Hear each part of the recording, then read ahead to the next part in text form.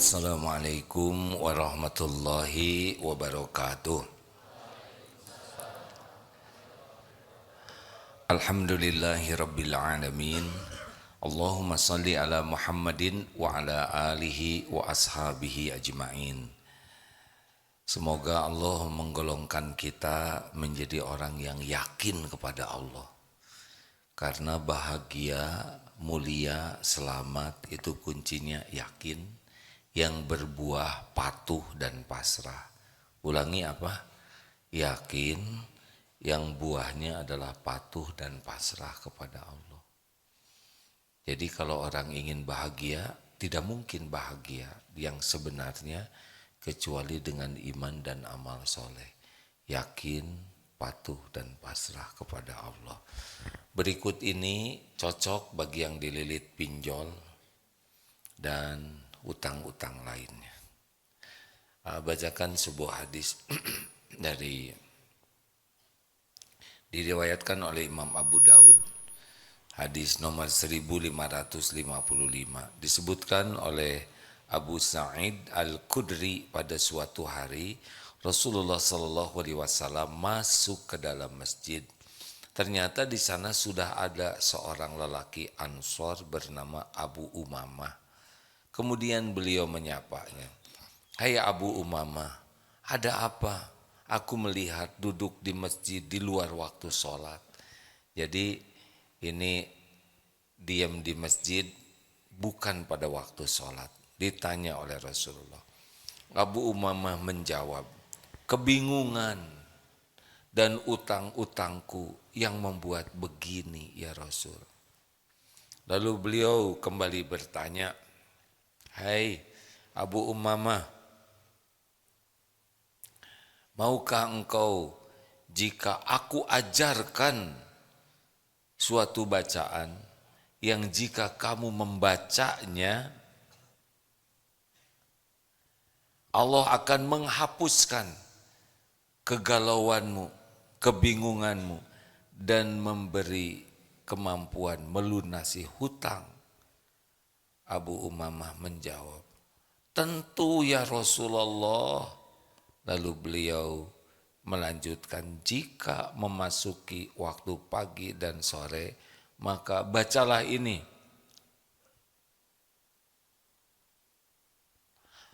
Abu Umamah menuturkan, "Sesudah aku mengamalkan doa itu, Allah benar-benar menghilangkan kegalauanku, kebingungan, kecemasan, dan memberi kemampuan melunasi hutang."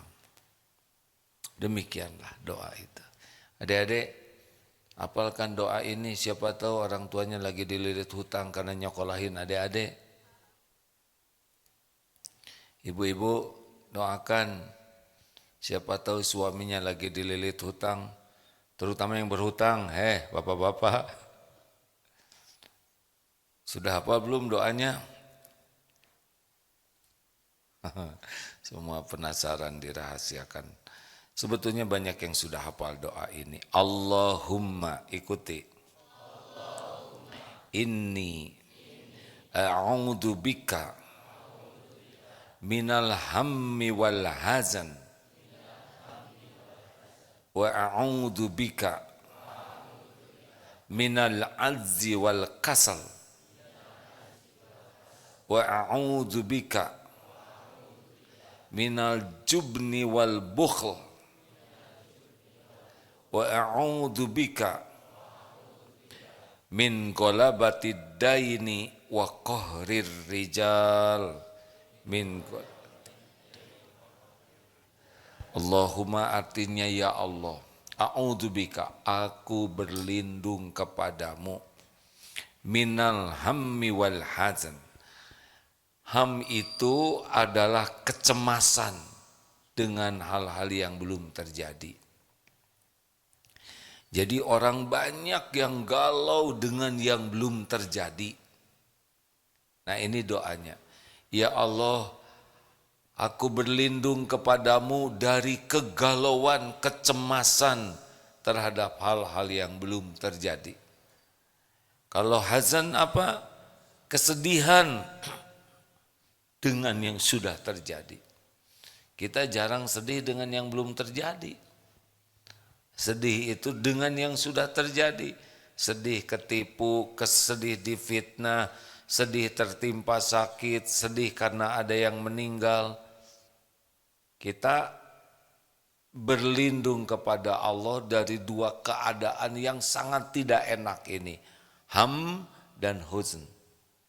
Ini doanya, Allahumma inni a'udzubika minal hammi wal hazan. Bagi saudara-saudara yang sedang bingung, galau, cemas, sedih, ini doanya. Adik-adik yang mau ujian, adik kelas berapa sih? Kelas 8 atau kelas berapa? 2 SMP. Oh lagi pas ini ya, lincah-lincahnya. Karena tahun depan mulai menderita, mau ujian. Kalau kelas 1 lugu, ya kelas 2 ini sedang dalam posisi kebingungan. Cocok doain ini.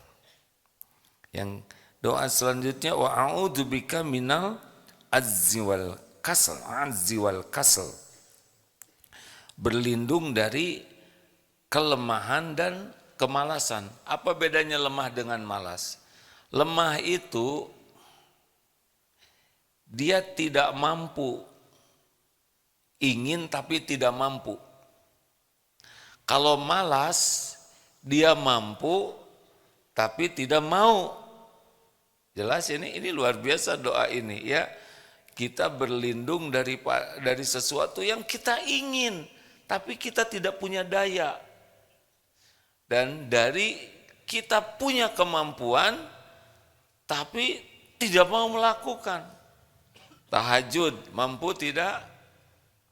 Mampu, tapi tidak melakukannya. Ke masjid, mampu tidak? Mampu.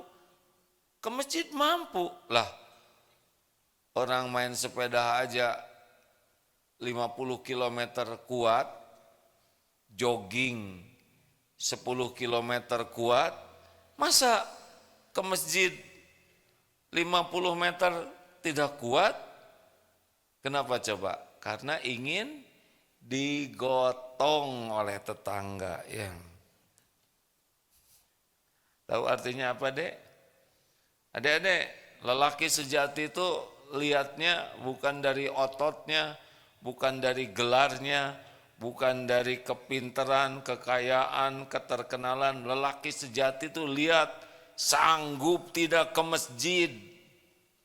Kalau lelaki sudah tidak sanggup ke masjid, ke rumah Allah, padahal Rasulullah SAW yang tunanetra saja kalau mendengar adzan dianjurkan ke masjid. Umi Maktum itu. Akhwat, santri akhwat, nanti kalau mau punya suami, lihat dia suka ke masjid tidak. Sepanjang masjidnya masih memungkinkan didatangi, keren banget tuh. Karena lelaki sejati salah satu di antara cirinya adalah istiqomah ke masjid. Dan yang paling top, sholat subuh berjamaah. Karena sepanjang malam dianggap sholat terus menerus. Kalau sholat isya berjamaah, separuh malam dianggap sholat terus menerus. Sudah mendengar belum adik-adik lelaki solehah? Lelaki solehah.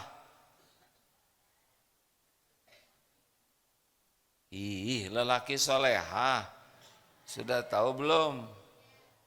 Yang bagaimana? Lelaki yang sholatnya di rumah terus, itu mah lelaki males namanya ya. Saya juga belum tahu lelaki solehah seperti apa ya.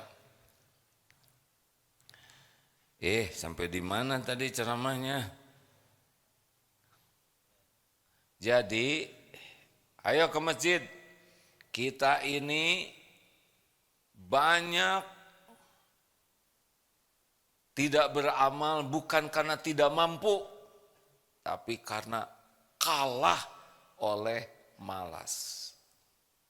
Padahal Semua urusan kita ada dalam genggaman Allah. Kan ada yang nanya, gimana sih umat Islam ini? Pagi ke masjid, siang ke masjid, terus bolak-balik, bolak-balik, bolak-balik. Sholat lagi. Kapan kerjanya? Dia nggak ngerti bahwa kerja yang efektif, efisien itu akan terjadi kalau ibadahnya bagus. Mudah susahnya urusan itu bukan karena pintar, tapi karena Allah memudahkan atau tidak. Kita ini diciptakan oleh Allah, wa ma khalaqtul jinna wal ins illa liya'budun. Diciptakan untuk ibadah kepada Allah. Hidup ini menunggu waktu sholat. Kita tunggu subuh dengan tahajud, sholat subuh jamaah. Kita tunggu sholat duhur dengan bekerja, dengan kuliah, belajar, berbuat kebaikan, dagang. Sholat itu pilarnya. Dan menunggu waktu sholat diisi dengan ibadah lainnya. Ngurus keluarga, ngeberesin rumah, itu ibadah. Sekolah, dagang, kuliah, olahraga, kalau niat dan caranya benar, ini ibadah. Nanti masuk lagi waktu ibadah kuncinya, yaitu sholat. Dari sholat nanti tunggu lagi waktu asar. Beginilah kita nunggu mati, nunggu dipanggil pulang, nunggu giliran pulang dengan mengisi dengan ibadah. Ini hidup kita tuh. Nanti gimana dong prestasi kita, rezeki kita? Demi Allah, rezeki itu semuanya milik Allah. Hanya Allah yang menggenggam rezeki. Hanya Allah yang membagikan, membuka, menyempitkan, melapangkan, mengadakan, mengambil. Allah satu-satunya. Jadi bekerja itu bukan nyari uang. Bekerja itu ibadah. Makanya sholat nikmat, nanti oleh Allah diatur, ketemu ini, rapatnya begini, teng, kasih ide, pray beres begitu. Tapi kalau tidak pakai sholat bagaimana? Ya rasakan saja, pasti ruwet, capek, cemas, galau, kecewa, jengkel, kesel, begitu aja. Ribet. Dikasih nambah ribet, ditahan jadi ribet, diambil ribet juga. Begitulah hadirin, harusnya hidup ini enjoy saja. Dikasih syukur, ditahan sabar, diambil ridho. Enak harusnya hadirin kalau sholatnya bagus. Dengar adik-adik ya. Masih ingat perumpamaan botol kemarin? Ingat tidak? Ya coba diingat-ingat. Sudah? Nah itulah ya. Cukup ceramah yang enak begitu hadirin. Pernah ada seorang kiai mau ceramah khutbah Jumat. Saudara sudah dengar belum ceramah saya? Ya udah, saudara aja yang ceramah. Gitu katanya. Kiainya istirahat. Lanjut. Jadi ada lemah. Lemah itu apa? Mau tapi tidak mampu. Kalau malas itu apa? Mampu tapi tidak mau. Dua-duanya adalah masalah. Solusinya yang bisa menolong siapa? Allah. Makanya minta ke Allah.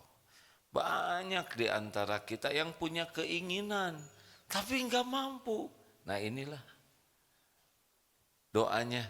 Ingin umroh tidak bisa, ingin kuliah di sana tidak mampu bayar, ingin pergi ke situ tidak mampu. Nah ini doanya supaya dimampukan oleh Allah. Karena semua kebaikan ma asobaka min hasanatin fa minallah, hanya dari Allah, tidak ada lagi.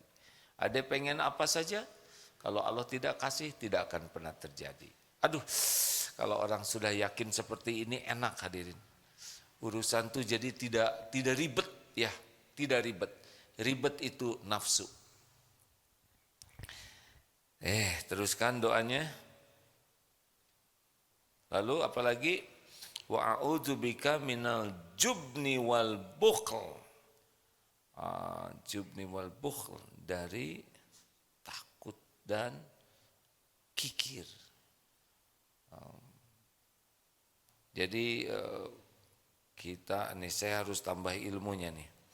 Jadi gini adik-adik, setan itu menakut-nakuti kita dengan kemiskinan dan menyuruh kita berbuat keburukan, yaitu kikir. Terbalik ya, pelit, koret, kedekut, buntut kasir, cap jahe, meregehese, ini adalah penderitaan. Rasulullah menggambarkan sallallahu alaihi wasallam, orang yang kikir itu seperti pakai baju besi yang makin kikir, makin ketat baju besinya, nyesek hidupnya. Bahagia itu alladzina yunfikuna fis-sarra'i wad-dharra. Bahagia itu senang berinfak dalam keadaan lapang dan sempit. Nah, kita harus berlindung kepada Allah nih. Hidup penuh dengan ketakutan dan kepelitan. Hati-hati nih adik-adik, kalau nanti ditakdirkan diuji oleh Allah, diberi kekayaan, ingat ya, jangan sampai ditambah kekayaannya tapi tambah kikirnya. Coba ini sedekah 1 miliar sebulan, sedikit atau banyak? Nah, kita gini. Ada seorang yang diberi rezeki oleh Allah 1 bulan ningkat itu ya. Asalnya 1 juta, naik ke 10 juta, naik ke 100 juta, naik ke 1 miliar sebulan. Ini naik tidak penghasilan sedekahnya? Bagus tidak? Tunggu dulu. Lihat dulu yang Allah berinya. Dulu dia waktu SMP begini dikasih oleh ibu, berapa sih bekalnya kalau adik-adik sekarang tuh? 10.000. Hah? Zaman sekarang berapa adik-adik sekolah? 10.000. 20. Oh, tergantung ibunya ya. Misalkan dikasih 10.000, dia sedekah 2.000. Berarti berapa persen? 20%. Nih nak, ibu kasih 10.000, dia sisihkan 2.000, dia sedekahkan 1/5. Lama-lama SMA berapa? Berapa kalau SMA? Bapak SMA dulu? Enggak, kita mah SD cuma 100 rupiah ya enggak. Misalkan naik dikasihnya jadi 40.000. Sedekahnya naik jadi 4.000. Naik atau turun? Ini nih kalau yang dengar yang ngantuk nggak jelas gini. Dia sedekahnya jadi 4.000 sekarang sehari. Karena ibunya ngasih 40.000. Jadi naik atau jadi turun? Turun. Emang jumlahnya naik. Tapi tadi 20%. Sekarang jadi 10%. Kuliah nih. Sehari dikasih 100.000. Dia sedekahnya 7.000. Naik atau turun? Makin turun walaupun jumlahnya naik. Jadi jangan terkecoh oleh jumlah yang kita keluarkan. Wah, saya naik nih, dulu saya cuma 2.000, sekarang saya sedekah 7.000. Padahal rezeki dia naiknya jadi 100.000. Nah, dia kerja dapat gaji 1 juta, maka dia sedekah 50.000 rupiah. Jadi berapa tah?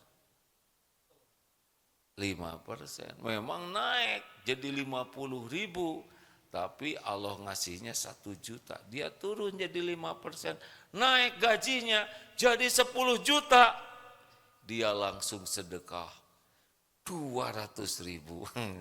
Hah? Ayo, jadi cuman 2% dia sedekah. Benar gitu? Hitung sendirilah. Iya kan? Dia gajinya 10 juta, sedekahnya 200.000. Berarti berapa? Kenapa sih nggak pada bisa ngitung begini? Jadi 2%. Dulu sedekah 2.000 itu 20%. Sekarang sedekah 200.000 tapi cuma 5%. Jadi dia makin dermawan makin pelit. Jawab. Makin pelit. Makin bahagia makin menderita. Makin mulia makin hina. Oh, gitu, jangan terkecoh oleh jumlah yang kita keluarkan. Karena lihat yang Allah berikan. Mikir apa deh? Oh, kalau gitu saya bering sedikit aja duitnya. Sok we. Kalau cita-cita, bolehkah ingin banyak uang? Kalau saya menganjurkan, bercita-citalah ingin banyak membayar zakat. Keren kan? Nah, kalau banyak bayar zakat berarti banyak dia rezekinya. Saya ingin bayar zakat setiap tahun 20 miliar, misal gitu. Zakat itu bukan uang kita. Nah, kalau zakatnya 2,5%, sedekahnya ini kemarin dengar ada seorang yang diuji oleh Allah dengan kekayaan, lalu menyumbang. Ini kisah nyata, ini tentang seorang ustadz di Jogokarian. Orang ini merasa banyak dosa. Kemudian ini saya banyak dosa. Gimana caranya? Ya kalau meninggalkan cuma 3 yang dibawa. Putus amal. Ilmu yang manfaat. Ini ilmu manfaat nih, insya Allah. Nanti ketemu nanti dikubur nih di alam barzah. 2, amal jariah. 3, anak soleh yang mendoakan. Wah, saya tidak punya anak. Bantu saja anak-anak orang lain. Tidak disebut anak kandung kok di sana, ya. Dan tidak semua orang punya anak. Tidak semua orang dititipi anak, tapi semua orang insya Allah bisa membantu mengurus anak-anak. Lalu beliau wakaflah masjid. Kalau tidak salah beliau berapa hektar? Ini saya kasih 100 miliar untuk bikin masjid. Lalu dibangunlah masjid. Lalu kata DKM-nya, ya panjenengan jangan bikin susah lah. Ini masjid segini bagusnya, biaya operasionalnya tiap bulan minimal 300 juta. Ini dari mana? Oh iya, ayo bikinkan. Kalau tidak salah 50 hektar kebun mangga. Oh, dari kebun mangga inilah terus menerus menghasilkan dalam 2,5 tahun kebun ini mulai berbuah mangganya. Dijual, inilah mengoperasikan. Lambat laun, ya sudah kalau gitu supaya ini lebih mantap, 300 hektar lagi. 300, 500, sedekah, wakaf terus. Kemarin waktu zaman Covid, beliau wafat. Innalillahi wa inna ilaihi raji'un. Allahumma gfir lahu warhamhu wa'afihi wa'fu anhu. Dan sebelum wafat wasiatnya begini, kan kaya sekali. Lalu beliau katakan 75%, 70 atau 75 ya, dari keuntungan semua usaha ini untuk dimanfaatkan amal. Anak-anak saya cukup saja, cuman 25%, itu juga 7 turunan gak akan habis. Saking kayanya. Ini cerdas nih. Ngalir tiap yang wudhu, tiap yang sholat, tiap yang itikaf, tiap yang zikir, tiap yang baca doa. Ini cerdas ini. Nah, kita harus minta ke Allah, dicabut kekikiran kita sehingga lebih menikmati bersedekah, berwakaf, beramal jariah dibanding ngumpul. Karena aslinya gini deh, harta itu kalau sudah kita nyarinya udah capek pagi siang malam, kalau udah dapat kita yang jagain. Bedanya harta dengan ilmu gitu. Kalau kita nyari ilmu, ilmu yang jagain kita.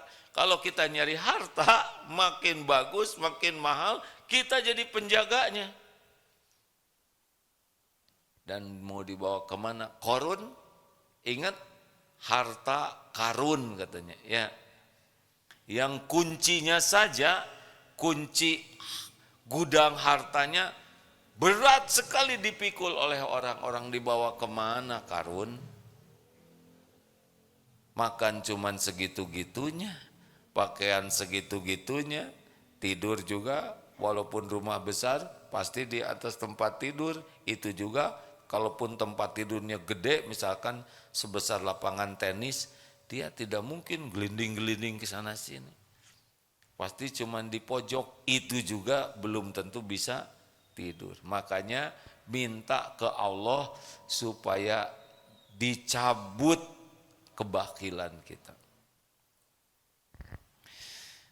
Ini hebat doa ini ya, luar biasa nih. Dari cemas, dari sedih, dari lemah, dari malas, dari ketakutan, dari kekikiran. Waduh, ini memang Rasulullah SAW kalau doa simpel tapi solusi. Terus wa a'udzu, dan kami berlindung bika kepadamu min golabatid daini wa qahrir rijal, dari lilitan hutang dan qahrir rijal. Jadi kayak yang mengancam, menekan. Kan kalau punya utang ada debt collector, ada perilaku orang yang ngutangin yang bikin kita tertekan, terancam. Nah, ini doanya. Ini cocok sekali nih. Kelihatannya yang punya utang sangat serius memperhatikan. Ini cocok katanya. Ini pertolongan Allah. Benar. Apa sih rahasianya kalau punya utang supaya lunas? Satu, ingin bayar. Karena ada orang yang tidak pengen bayar. Ada Pak. Dia pinjam kepada saudaranya yang kaya, kepada temannya yang kaya. Pinjamnya 2 juta, 500.000, 1 juta. Karena lihat temannya ini kaya, saudaranya ini kaya raya, jadi menganggap, uang segitu kecil buat dia. Tidak ada niat bayar utang, itu gak akan sanggup dia bayar hutang. Keganjel nanti dia di akhirat nanti. Kan Rasulullah SAW ketika ada sahabatnya yang meninggal ditanya, bukan tanya dia sholat tidak, enggak, ditanya punya hutang tidak. Oh dia punya hutang, oh kalau gitu silahkan sholatkan. Rasulullah tidak mau menyolatkan. Para sahabat langsung, wah berapa hutangnya? Ayo akhirnya patungan dilunasi, barulah Rasulullah menyolatkan. Bukan karena Rasulullah penuh kebencian, tapi ini menunjukkan ada yang harus ditunaikan dulu. Rasul bisa saja bayar hutang beliau, ya enggak? Tapi bagaimana orang berutang ketika mati itu bermasalah. Jadi harus punya niat untuk melunasi hutang. Jangan anggap remeh. Kita bakal celaka nanti pas mati. Orang yang syahid saja terganjal karena hutang. Sebanyak apapun hutang, kalau Allah mau lunasi, lunas. Gimana caranya? Hutang saya ini sederhana gini ya. Halo. Ini adik-adik kayaknya kurang begitu ngerti ilmu hutang, belum nyobain berhutang ya. Orang tua sih yang hutang ya. Tapi ini yang lagi menyimak nih kelihatannya antusias ya. Yang lagi jatuh tempo. pakai nyebut aduh siapa tuh. Aduh di sini nih banyak yang itikaf hanya karena jatuh tempo Pak. Nah dengar ini. Tadi saya mau ngomong apa? Duh lupa. Ngomong apa? Hah? Masa lupanya sama-sama? Hah? Nah pendek kata gitulah.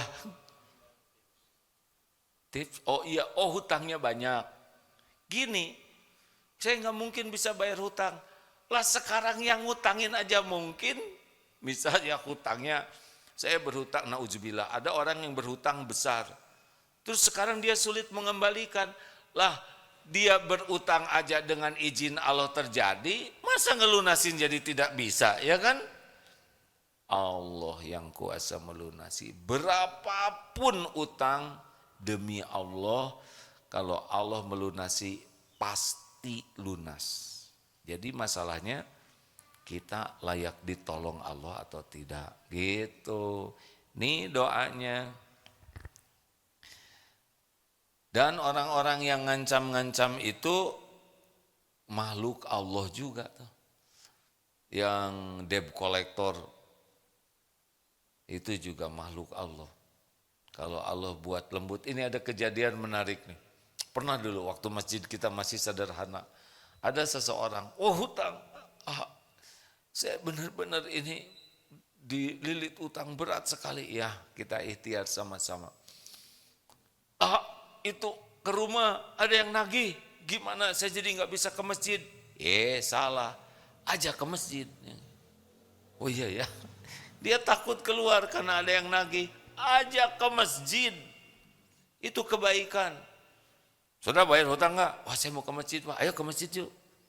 Ya esok aja saudara, gitu. Tapi udah kebaikan. Emang ternyata beda-beda rasa takutnya. Ketika yang datangnya keker, nah wiridnya lebih kuat. Ketika debt collectornya sama kurusnya dengan dia, lebih ringan. Makanya didatangkannya yang gede-gede, supaya zikirnya kuat. Qadarullah, lunas hutangnya. Padahal itu utang besar, istrinya sakit, pekerjaan tidak ada, sekarang dilunasi oleh Allah hutangnya. Dan punya perusahaan, bisa ekspor kemana-mana yang tidak pernah kepikirkan sama sekali pada waktu sedang dililit hutang. Dulu rajin sekali ke masjid ini, nggak tahu sekarang mungkin ke tempat yang lain masjidnya. Husnuzon ya. Kenapa dulu waktu banyak utang, banyak itikaf, sekarang ya sekarang mungkin itikafnya di masjid lain ya. Baik sangka aja lah. Nah begitulah. Allahumma inni a'udzubika minal hammi wal hazan wa a'udzubika minal ajzi wal kasal wa a'udzubika minal jubni wal bukhl wa a'udzubika min qalabatid daini wa qahrir rijal. Alhamdulillah. Ada pertanyaan silakan. Ya Pak, langganan ya, silakan Pak. Assalamualaikum warahmatullahi wabarakatuh. Begini tadi UAA menyinggung masalah sholat. Ini kan kalau kita lihat di dalam Al-Quran itu surat Al-Ankabut ayat 45, sholat itu dapat mencegah perbuatan keji dan munkar. Inna sholata tanha anil fahsya'i wal munkar. Kemungkaran-kemungkaran yang kita lakukan sehari-hari seperti berbohong, iri, dengki, menggunjing, menggibah dan segala macam yang dilarang dalam agama Islam. Ini yang akrab kita lakukan. Seperti menggunjing ini biasa kebanyakan dilakukan ibu-ibu. Karena tidak Jangan pandai ngomongin menjaga. ibu-ibu, nah bapak aja. Oh ya, Nggak usah ngurusin ibu-ibu, bapak aja dosa. iya. Bapak. Jadi itu apa namanya? Nanti nambah dosa bapak ya enggak? Iya. Jadi Berburuk sangka apa ke namanya? ibu-ibu. Yang ingin saya tanyakan, ini kenapa apa yang salah dalam sholat kita? Kenapa dampak dari sholat itu mencegah keji dan mungkar tadi belum berhasil sepenuhnya? Nah, itu aja kurang lebih saya mohon maaf. Assalamualaikum warahmatullahi wabarakatuh. Terima kasih. Lain kali jangan nyebut ibu-ibu, kita aja lelaki ya kan. Nanti nambah dosanya. Jadi pertanyaannya apa, Pak? Oh udah. Jadi kenapa sholat kita tidak begitu sukses mencegah perbuatan keji dan mungkar? Karena sholatnya belum bagus. Kalau sholatnya bagus, khusyuk, ingat ke Allahnya maksimal, nanti ditolong oleh Allah. Dalilnya apa? Walladzina jahadu fina lanahdiyannahum subulana. Dan orang-orang yang bersungguh-sungguh mencari keridhaan Allah, Allah benar-benar menunjukkan jalan-jalannya. Pertanyaannya, sholatnya ngerti tidak artinya?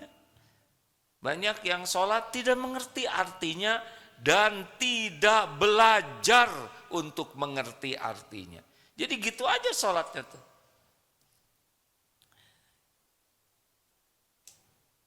Ada 6 Pak ciri sholat yang sholatnya jelek.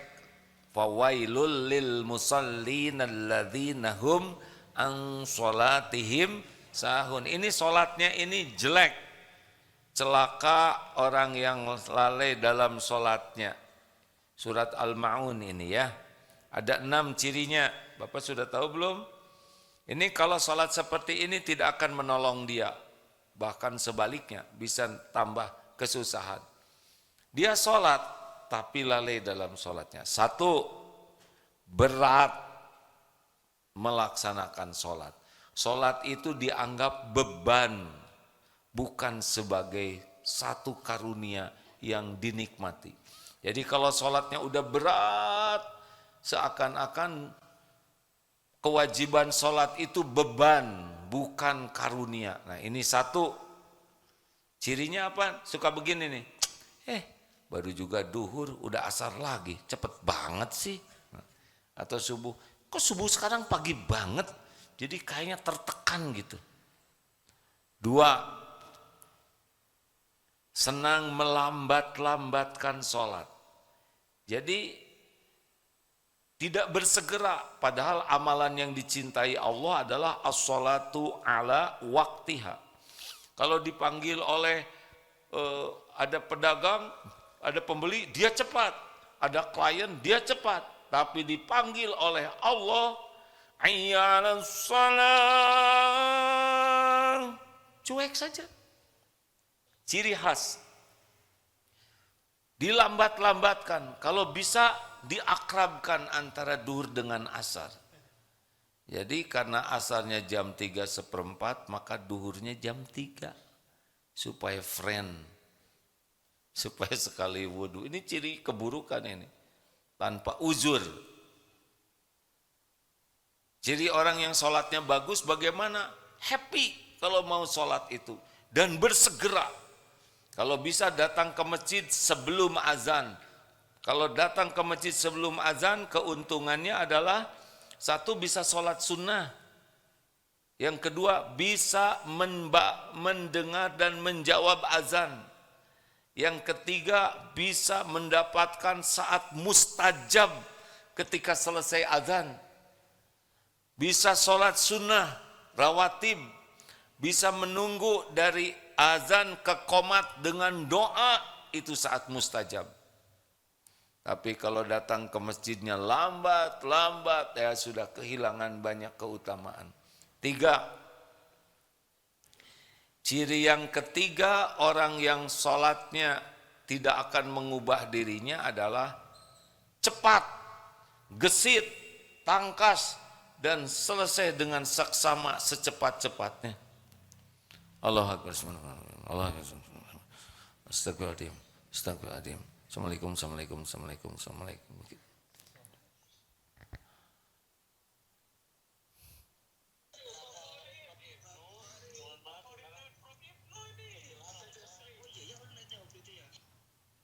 Ada yang ketilang salah telepon, disangkanya saya polisi. Ya, alhamdulillah. Lanjut.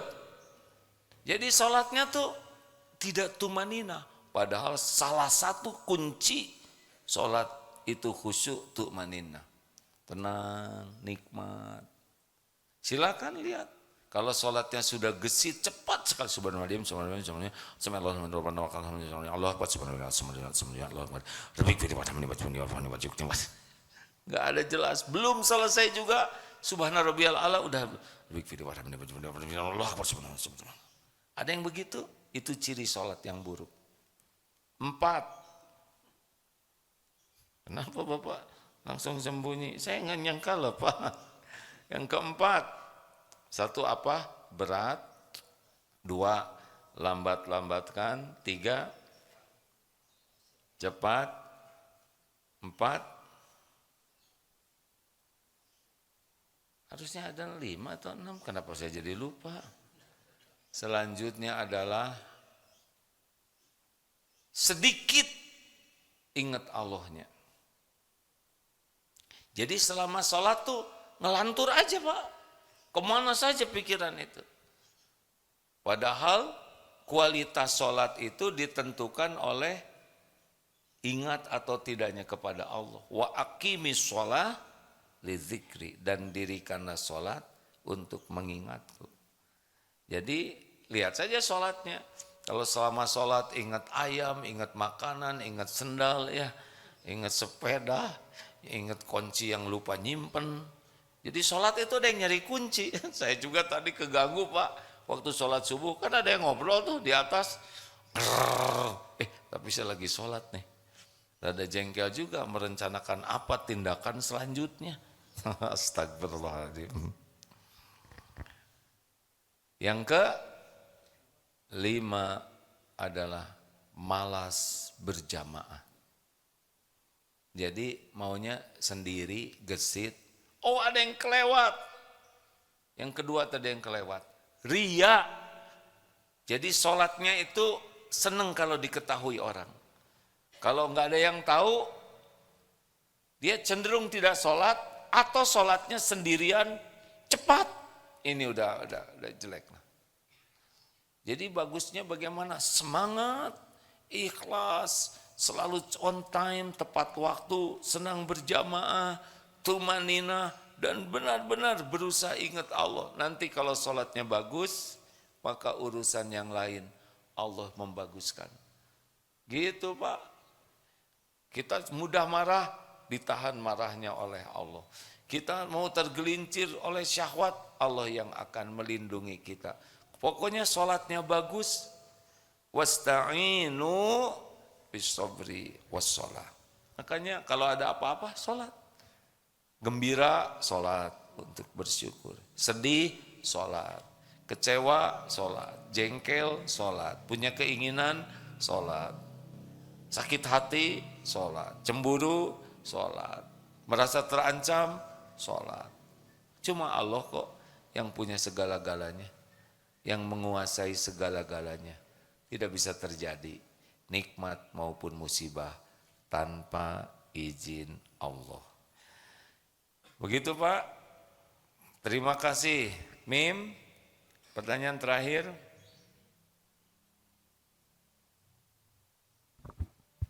Cek.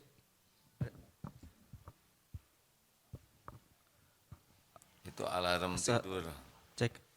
Assalamualaikum A, izin ada pertanyaan dari medsos.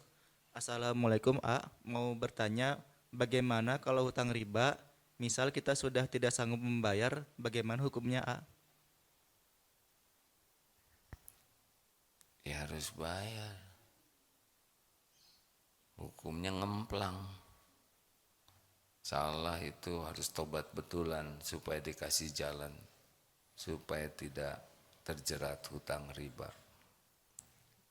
Harus benar-benar, mungkin bukan hukumnya ya, karena itu hutang harus dibayar. Harus cari solusinya. Tapi yang paling penting cobalah datang ke masjid, itikaf, banyak tobat, perbanyak minta tolong kepada Allah dan amalkan doa tadi. Begitu, cuma Allah yang bisa bayar. Jangan suka ngutang, jangan ngenteng-ngentengin ngutang, apalagi untuk hal-hal yang konsumtif, jangan ngutang. Ya, nanti apalagi hutang yang pakai riba, itu akan menjadi petaka. Ada lagi Mim? Yang di atas nggak bisa Bu, karena mikrofonnya nggak ada ke atas ya. Silakan. Mim? Bismillah, AA mau nanya, kalau hutang yang banyak udah doa tapi belum selesai juga, sudah bersabar, apalagi yang harus dilakukan untuk ikhtiar, A? Ya perbaiki ya tuh tobatnya. Karena semua kepahitan itu diundang oleh dosa. Ma asobaka min hasanatin faminallah wa ma asobaka min sayyiatin famin nafsik. Itu pasti ada dosa yang belum ditobatin itu. Semua kegelisahan, sakit, nyeri, pilu, ditipu, difitnah, dililit hutang, pokoknya apapun yang tidak enak bagi kita itu disebabkan karena dosa kesalahan. Kalau bagi Nabi, bagi orang-orang yang mulia yang sudah dekat dengan Allah, kepahitan itu pengangkat derajat. Kalau bagi kita sih biasanya disebabkan karena tidak serius tobatnya. Coba fokus tobat dulu ya, sambil ikhtiar. Terakhir, boleh, kita cuma punya 3 menit lagi ya Pak. Maju boleh? Oh ya, mau pelan mau cepat deh. Nah begitu. Lanjut.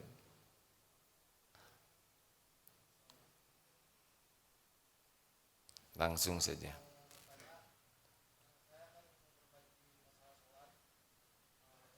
Tidak kedengaran oleh pemirsa yang lain. Pakai mikrofonnya.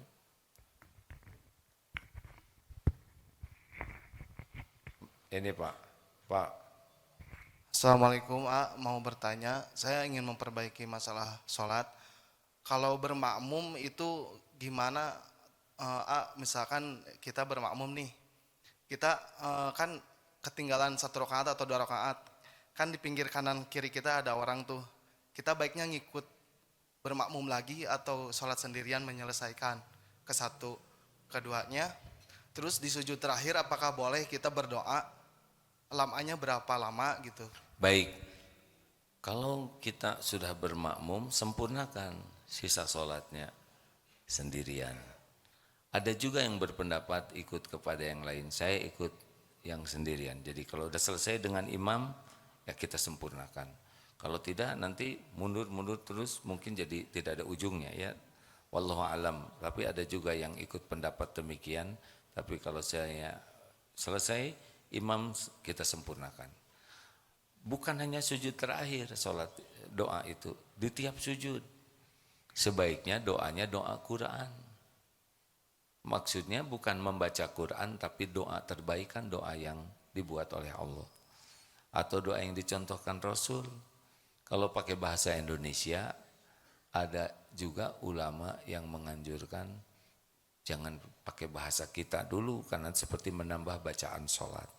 Makanya hafalkanlah sholat doa-doa yang kita perlukan supaya pada waktu sujud kita bisa berdoa seperti yang dicontohkan Rasul. Ya. Jazakallah khairan. Terima kasih. Tepat waktu, sudah waktunya terakhir. Allahumma inni a'udzubika minal hammi wal hazan wa a'udzubika minal azzi wal kasal wa a'udzubika minal jubni wal bukhl wa a'udzubika min golabatid daini wa qahrir rijal. Amin ya Allah ya Rabbal Alamin. Terima kasih. Subhanakallahumma bihamdik Asyhadu alla ilaha illa anta astaghfiruka wa atubu ilaik. Assalamualaikum warahmatullahi wabarakatuh.